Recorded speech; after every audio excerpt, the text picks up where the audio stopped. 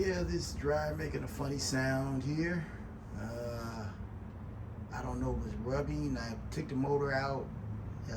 The motor runs well by itself, but I'm still thinking maybe because it had maybe the bearings are going out once it put a little weight on it. I'll show you what I mean.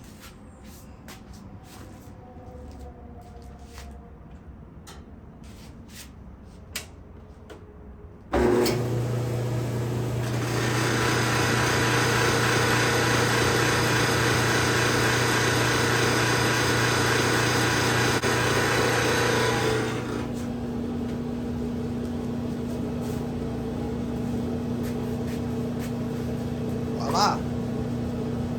I think it's a motor. I would like you guys' opinion